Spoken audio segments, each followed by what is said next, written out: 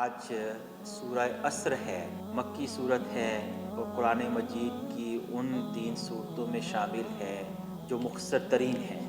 تو سورہ عصر کی فقط 3 آیات ہیں، اور یہ بات ذہن میں رکھیں کہ جو صورت جتنی چھوٹی ہوتی ہے اس کے مضامین میں اتنی زیادہ گہرائی ہوتی ہے۔ تو یہ جو چھوٹی صورتیں ہیں نا، یہ سمجھے اللہ نے سمندروں کو کوزوں میں بند کر دیا ہے۔ امام شافعی رحمہ اللہ وہ جب اس صورت کو پڑھتے تو کہتے یار کہ فقط یہ ایک صورت اللہ نازل کرتا، کچھ اور نازل نہ بھی کرتا تو انسانوں کی ہدایت کے لیے کافی تھی۔ اللہ تو جو کرتا ہے وہ ٹھیک کرتا ہے لیکن اس صورت کے معنوں کی وسعت کو بیان کرنے کے لیے انہوں نے یہ اسلوب اپنایا، ورنہ تو اگر اللہ نے 114 صورتیں نازل کی ہیں تو ہمارا ایمان ہے کہ 114 صورتیں ہی نازل ہونی چاہیے تھی۔ کوئی صورت، کوئی آیت بھی اللہ تعالیٰ نے ابس نازل نہیں فرمائی۔ ہر صورت اور ہر آیت ہماری ہدایت کے لیے ضروری ہے۔ یہ سورہ عصر ہے۔ تو اس سے مراد زمانہ لیتے ہیں مفسرین۔ زمانے کا یہ پہلو اصل میں اللہ متوجہ کروا رہا ہے کہ زمانہ تیزی سے گزر رہا ہے، تو وقت کی تیزی اور برق رفتاری کی طرف اشارہ، اور ایک ایسی چیز ہے جس کو ہم روکنا چاہے تو روک نہیں سکتے، جس کو پکڑنا چاہے تو پکڑ نہیں سکتے۔ ہم کہہ رہے ہیں ہم 2 گھنٹے آنکھ لگا لیں اور دنیا رک جائے اور وقت رک جائے اور کائنات تھم جائے، یہ نہیں ہوگا۔ ہم سوئے رہیں گے اور وقت کا دریا بہتا رہے گا۔ آپ کہہ رہے گھڑیوں کا سیل نکال دیں کہ ٹائم رک جائے، ٹائم نہیں رکے گا، ٹائم چلتا رہے گا۔ تو اللہ کہتے ہیں والعصر، یہ تیزی سے اور برق رفتاری سے گزرتا ہوا وقت اس بات کا گواہ ہے۔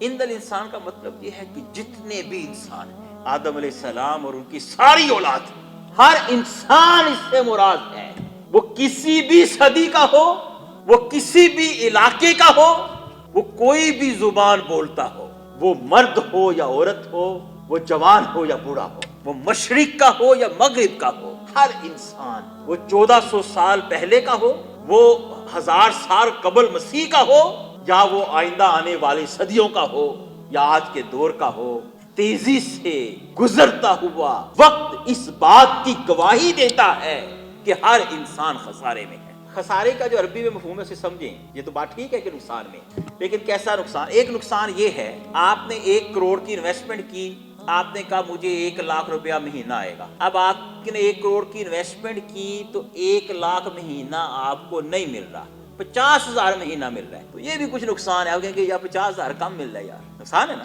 ایک یہ خسارہ ہے، لیکن یہ پورا خسارہ نہیں ہے۔ دوسرا خسارہ یہ ہے، آپ نے 1 کروڑ روپیہ لگایا کہ 1 لاکھ مہینہ آئے گا، تو 1 آنا بھی نہیں آ رہا، اب یہ بھی نقصان ہے۔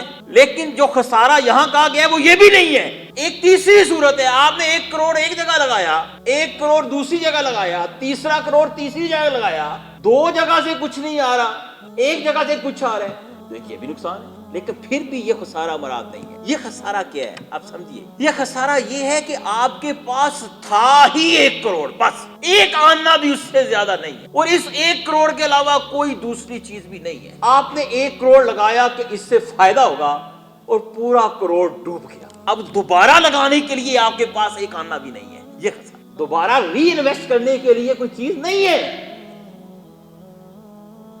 تو ہر انسان خسارے میں ہے۔ کیا مطلب ہے؟ کہ انسان کی اصل کرنسی اس کا یہ وقت ہے جس کو ہم زندگی کہتے ہیں۔ یہ وقت ری انویسٹ نہیں ہو سکتا۔ ہم ایک دفعہ ماں کے پیٹ سے اس دنیا میں آگے تو دوبارہ ماں کے پیٹ سے اس دنیا میں جنم نہیں لیں گے۔ چنانچہ اگر یہ وقت کی کرنسی اگر ہم نے غلط جگہ پہ انویسٹ کر کے برباد کر ڈالی تو یہ اتنا بڑا خسارہ ہے کہ اس کی تلافی ہو ہی نہیں سکتی۔ زندگی ری انویسٹ نہیں ہوگی دوبارہ، ایک دفعہ زندگی اور موت کو پہنا۔ تو کہا اگر کسی نے تیزی سے گزرتے ہوئے اس وقت کی قدر نہیں کی تو وہ بدترین گھاٹے میں ہے۔ اس نے اپنی زندگی ضائع کر، اس نے غلط جگہ پہ ساری انویسٹمنٹ کر دی۔ بحریہ ٹاؤن میں پیسے ڈوب گئے، اس ٹاؤن میں پیسے ڈوب گئے، گوادر میں ڈوب گئے، دبئی میں ڈوب گئے۔ یہ زندگی دنیا کے کھیل تماشوں میں ڈوب گئی، یہ زندگی دنیا کی دل فریبیوں میں ڈوب گئی، یہ زندگی دنیا کی رنگینیوں میں ڈوب گئی، یہ زندگی ریت، چونے، پتھر اور بجری کے پیچھے بھاگتے بھاگتے ڈوب گئی، یہ زندگی دنیا اور اس کے اسباب کو جمع کرنے کی دوڑ میں ڈوب گئی اور خرچ ہو گئی۔ اینڈ ہوا تو پتا چلا کہ قبر میں کچھ بھی نہیں لے جا سکتے، زندگی ضائع کر वल्अस्र इन्नल इंसान लफी खुस्र। जब जिंदगी गलत जगह इन्वेस्ट होती है तो उस डूब जाने का मतलब ये नहीं है कि जिंदगी फना हो गई। जिंदगी की गलत जगह इन्वेस्टमेंट का मतलब ये है कि जिंदगी जहन्नम का ईंधन बन जाएगी। अगर मैं मर जाता और मट्टी में मट्टी हो जाता तो मैं कहता ये भी ठीक है यार, लेकिन नहीं, मर के भी चैन ना पाया तो किधर जाएंगे। कुरान कहता है दोबारा उठाए जाओ, हिसाब लिया जाएगा, या अबदी जन्नत की बादशाहत अता कर दी जाएगी, या ना खत्म होने वाली जहन्नम का ईंधन बन जाओ। तो वल अस्र इन्नल इंसान लफी खुस्र, हर वो इंसान जो वक्त की कदर नहीं करता उसकी जिंदगी बिल आखिर जहन्नम है, ये मतलब। अब कहा इससे कौन बचेगा, इससे बचने का तरीका और सबील क्या है। अब अल्लाह ने एक रास्ता दिया और इस्तिस्ना दिया। वो इस्तिस्ना क्या है, इल्लल्लज़ीना आमन, फकत वो इंसान बचेगा जो ईमान लेकर आया। ये पहली शर्त है इस जिंदगी की कदर करने की, इस जिंदगी को खसारे और बदतरीन हलाकत से बचाने की।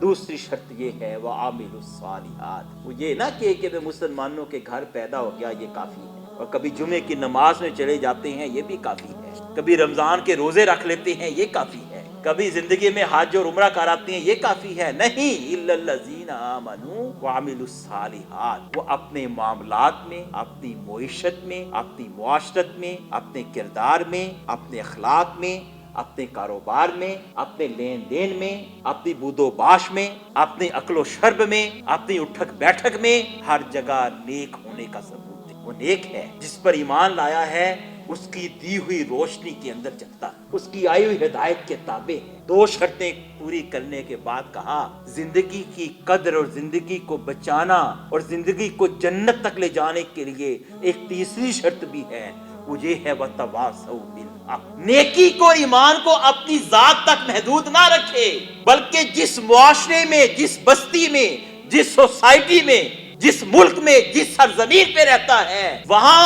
हक का परचम उठा के पैगंबरों की तरह खड़ा हो जाए। वतवासौ बिल हक, अल्लाह के हक होने की गवाही दे, रसूलों के हक होने की गवाही दे, आसमानी वही के हक होने की गवाही दे, जिंदगी के इम्तिहान होने की गवाही दे, और मरकर जिंदा होने की तैयारी की गवाही दे। वतवासौ बिल हक, ये तीसरी शर्त है जिंदगी की कदर की और इसको बचाने की। लेकिन एक शर्त फिर और आ गई, कहा जब हक की गवाही देने अपने मुआशरे में खड़ा होगा तो इब्राहिम अलैहिस्सलाम की तरह सताया जाएगा, मूसा अलैहिस्सलाम की तरह उसको तंग किया जाएगा, ईसा अलैहिस्सलाम की तरह उसको सलीब देने की कोशिश की जाएगी, यूसुफ अलैहिस्सलाम की तरह उसका कुंबा कबीला उसके खिलाफ खड़ा हो जाएगा, यहया और जकरिया की तरह उस पे मुसीबतें आएंगी, अय्यूब और याकूब की तरह वो आजमाया जाएगा, और नबी मेहरबान सल्लल्लाहु अलैहि वसल्लम की तरह उस पर गुनागो आजमाइशें आएंगी।